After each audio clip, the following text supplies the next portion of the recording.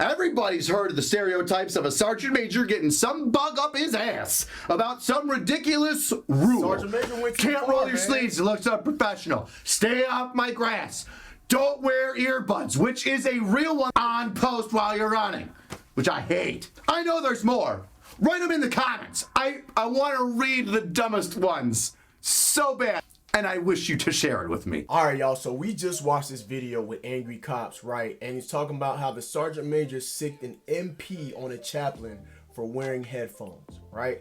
So in the video, he said to go to the comment section and put crazy rules that people have to follow. I'm getting ready to scroll down. We're gonna scroll down and check out some of the stuff. I haven't seen it. We're gonna check down some of the stuff that they talking about in the comment section. So this is the first one that I see pinned right here. Sergeant Major told us at the time, you can't wear your soft cap outside the motor pool and you can't wear your beret in the motor pool. So we had to bring both our berets and soft caps with us every day. Now, when I first got in the Army, y'all, back in 2009, right, I got to my duty station December 28th of 2009. And then that coming year, 2010, that's what it really was. We had to wear our beret, and I didn't mind. I was a brand new private PFC, you know what I'm saying? I didn't mind wearing my beret. I thought I looked good in it, you know what I mean? I liked the beret at the time. But at that, everybody hated the freaking berets. So it was a hassle, like, oh, when we get into the motor pool, once you go into the motor pool, take off your beret, put on your PC. Once you leave the motor pool, take off your PC, put back on your beret. But the good thing about that same year, I feel like it was like in April. I remember in the very beginning of the year we had to do that, but if I recall correctly, in April time frame, so I was only doing like 4 months, and then we got to take off our berets. We didn't have to wear our berets anymore unless we were in our freaking dress uniform. So that's freaking crazy right there. Y'all know how to like that one. And then down here, Angry Cop says, see, this is what I'm talking about. That's the stuff he's talking about, man. Sergeant Major, for safety reasons, in the winter, you have to wear a scarf. Really? Corporal, respectfully, sir, I have the plasma torch. Sergeant Major, oh, I didn't see. That's relevant. Now put on your scarf. That was everyone. LOL. Had to carry both covers at all times. Love the way the berets look, but they were a pain. You see, that's how I feel, man. And I didn't feel like they were a pain. I just like the way they look anyway. Look what JT Sweet said. Thank you for saying cat card. Thank you for saying cat card. And then, what else did I see? Sergeant Major says, I need to see your cat. Chaplain says, no, that's gay. Sergeant Major, visible rage. There's some crazy comments down here, man. When I was a drill sergeant at Fort Jackson, we would alternate male-female cycles. What? During female cycles, Post Sergeant Major would run around with binos and hiding in the bushes, etc., trying to find drill sergeants doing something wrong. One morning, Post Sergeant Major had me report to his office and said he had heard me singing nasty cadence with the female platoon. I answered back, no, Sergeant Major, no, you did not. That infuriated Sergeant Major. He sprung out of his chair, all 128 pounds of him, and slammed his hands on the desk. He said, I heard you, Sergeant. I heard you say foreplay. As the Sergeant Major was having his meltdown, I was running through my head, what might he have heard? Then it dawned on me. During morning PT, I was singing the cadence up in the morning at the break of day. We do PT just for play. The only reply from Sergeant Major was, get out of my office, Sergeant. They can't be knocking these Sergeant Majors like that. Don't run without a reflective belt. Looks at 17 hours of North Dakota sun. After running circuit drills for an hour straight, I'm marching my soldiers back to the barracks about 5 minutes before the official end of PT. The battalion command sergeant major stops me and says that we should be training to time. We train to time, not what do we? We train to time. We train to standard, not to time. That bringing my soldiers back to the barracks prior to the official end of PT was shortchanging them.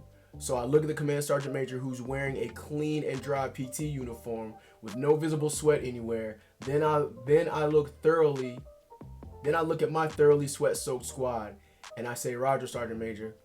I call the squad to attention and say, be at the motor pool at 09, according to previous stated standards. You were dismissed to PT on your own for the next, look at my watch, 3 minutes. Dismissed. And then I turned to Command Sergeant Major, gave him the greeting of the day, and moved out smartly. Wow. That's freaking crazy, man. You're free to go do PT on your own for the next 3 minutes. Dismissed. Good morning, Sergeant Major. And then that's... Okay. All right. We had a base Sergeant Major complain about how we were speeding for QRF, the quick reaction force. So he replaced the tank tracks speed bumps with 26-inch talc cement speed bumps. He replaced the tank track speed bumps with 26-inch talc cement speed bumps that completely destroyed every base bus.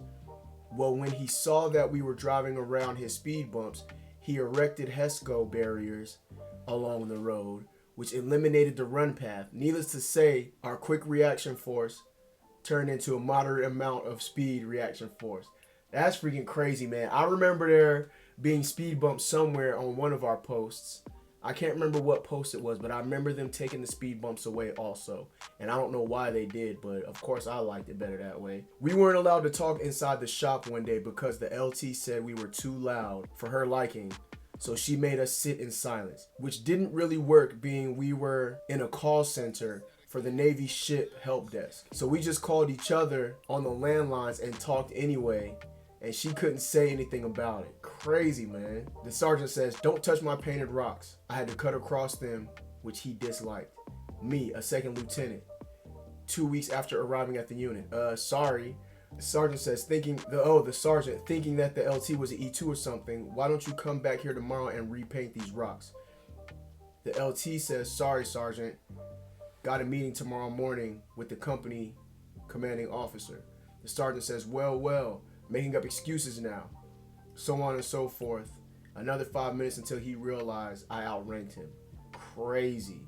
So I know some enlisted people probably say something crazy about that LT, you know what I'm saying? But it is what it is, man. That happens sometimes, especially when you catch someone not in uniform. That's why when I see, or not in uniform, but when I see somebody and they don't have any rank on them or anything like that, I just don't call them by their rank. I just give them the greeting, good morning, good morning.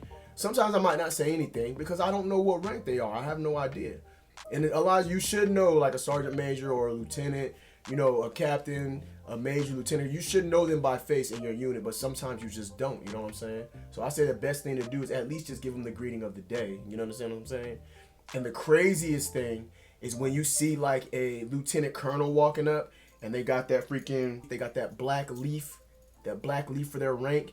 You don't know if that's a sergeant major. Like if they're from far away, you don't know if that's a sergeant major or a first sergeant. So you kind of got to wait until you get closer to kind of give them that greeting, man. There's been plenty of times I've seen like a first sergeant and I've called them sergeant major. I've seen a sergeant major, you know what I'm saying? I might have called them first sergeant, sergeant major. You know what I'm saying? So there's been plenty of times when I had to do that, man. Always hated the no smoking and walking. I had a sergeant one time. We were in the field. We know that we can't smoke and walk at the same time. So he would hit his cigarette. He would take a few steps. He would hit his cigarette. Blow it out. Take a few steps, hit it, blow it out. Take a few steps, hit it, blow it. Like, I've seen that happen before. How about having to wear a reflective belt while on a blackout cop in Afghanistan? I can understand that. I mean, if it's blacked out, like, what are you gonna see how are you gonna reflect the reflective belt? As National Guard chaplain, I can assure you, the only thing more out of regs than my haircut is my attitude. Hurrah. You guys can't wear your boonies because I don't like them. At least he's honest about it. Soldiers have to wear PT belts inside the gym. Hey, Sergeant Major, what are the odds of getting hit by a car inside of a building? Rules are rules, man. My platoon was once told, you will not utilize the warm-up tent until the snot freezes in your nostrils. Now, that's not really a stupid, I don't think that's like a stupid rule. I don't know. That's more like, you know, messing around with you and I don't know, man. Had to wear eye pro and gloves all the time in the field, including in the aid station, chow tent, and any other tent we went into. Command Sergeant Major said it was for the safety and protection of blah, blah, blah. I don't remember. Personally, engineers, especially the sapper type, shouldn't talk much about safety when their main purpose is to hope one of them gets into the breach without dying and gloves and eye pro ain't gonna help with that. Okay, I understand that. I can hear that. Let's do this last one right here. No joke. We weren't able to have water bottles out visible on the gate in Bahrain in 100-degree heat and with camelbacks that hold no cold in the water at all. See, I know in Afghanistan. Now he's saying while on the gate though.